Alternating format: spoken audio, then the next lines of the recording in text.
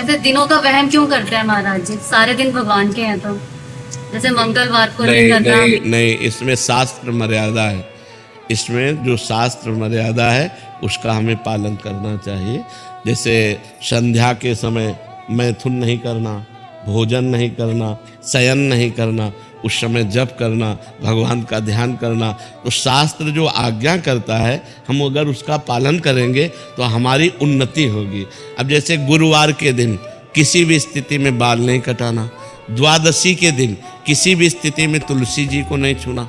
तो जो शास्त्र मर्यादा बनाई गई अब उसमें हम क्यों नहीं कह सकते? क्योंकि ये ब्रह्म ऋषियों के द्वारा बनाई हुई मर्यादा है। बुधवार को और शुक्रवार को आप बाल कटवा सकते हैं, लेकिन अन्य दिनों में कटवाने से आपके पुण्य क्षय होंगे। ब्रह्म ऋषियों ने जो मर्यादा बना रखी है अगर हम उससे चलेंगे तो हमें ज़्यादा लाभ मिलेगा। अब रोज़ सुबह लोग बाल आदि, तो हम कहते हैं केवल बृहस्पतिवार को मत करवा, और ना मानो तो गुरुवार का दिन परम पवित्र गुरु के लिए है, उस दिन आप क्षौर कर्म न करें, बिल्कुल निषेध है। नहीं, उससे पुण्य नष्ट होते हैं, आयु नष्ट होती है, बुद्धि नष्ट होती है। अब अगर आप नहीं मानोगे तो वैसे ही आपके आचरण होते चले जाएंगे, गिरते चले जाओगे।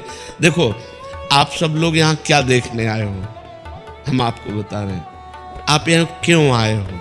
हम दो बातें आपसे रखते हैं, आप क्या देखने आए हो और आप यहाँ क्यों आए हो। तो आप यहाँ देखने आए हो साधुता, भगवान के भक्त का दर्शन जो शास्त्र के अनुसार चलता है। आप आए हो अध्यात्म को पाने के लिए, आप आए हो सुख शांति के लिए, आए हो कि नहीं? अगर हम धर्म से ना चलते हों तो आप हमारे दर्शन करने आओगे क्या? हम भी तो एक मनुष्य हैं, हम भी तो आप जैसे ही हैं। अगर हमारे अंदर अध्यात्म ना हो तो आप क्या सुनने आए हो? तो आप सोचो, उन्हीं ब्रह्म ऋषियों ने ये मर्यादा रखी।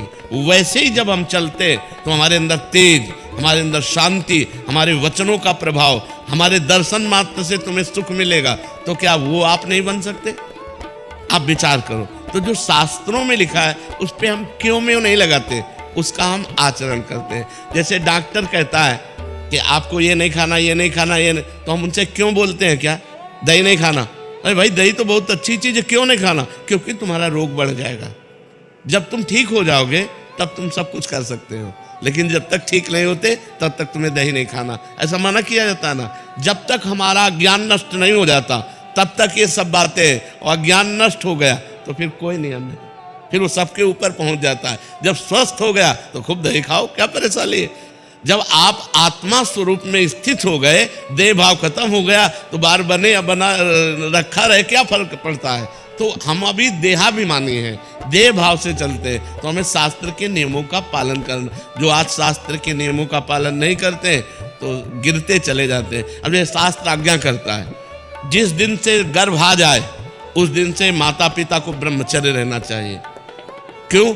क्योंकि वही वीर शक्ति फिर उसके ऊपर जाएगी तो उसके दिमाग पे, उसके अंगों पे वो कुप्रभाव पैदा करेगी, वो उसकी हानि पैदा करेगी और उसमें गलत संस्कार पड़ जाएंगे। कौन मानता है? शास्त्र जो आज्ञा करता है अगर उसके अनुसार चलो तो आज सब सुखी हो जाए। पर शास्त्र की आज्ञा का कहाँ पालन हो रहा है? बोले प्रातः काल उठना चाहिए, ब्रह्म मुहूर्त में उठ करके गुरुजनों माता पिता के चरण छूने चाहिए। कौन मान रहा है? प्रातः काल उठ के रघुनाथा, मात पिता गुरु नावे माथा, मातृदेवो भव पितृदेवो भव अतिथि देवो भव। कहाँ गया? पहले लिखा होता था घरों में बड़े अक्षरों में अतिथि देवो भव, अब लिखा होता कुत्ते से सावधान, नहीं लिखा होता।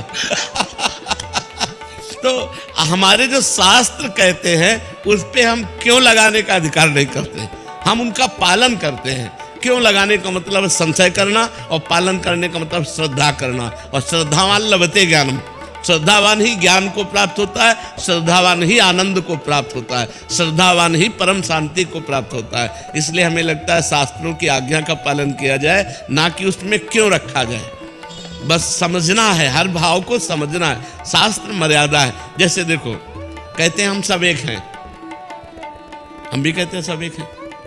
अब एक पिता के दो पुत्र हैं, एक बड़ा एक छोटा है। अब छोटा वाला बड़े के पैर छूता है ना। अब ये मर्यादा है, शास्त्र मर्यादा है। तो देखो कितना अच्छा लगता है अगर छोटा वाला अकड़ के कर दे कि जिस बाप से तुम पैदा उसी बाप से हम पैदा हैं, क्या कमी जो हम तुम्हारे पैर छुए।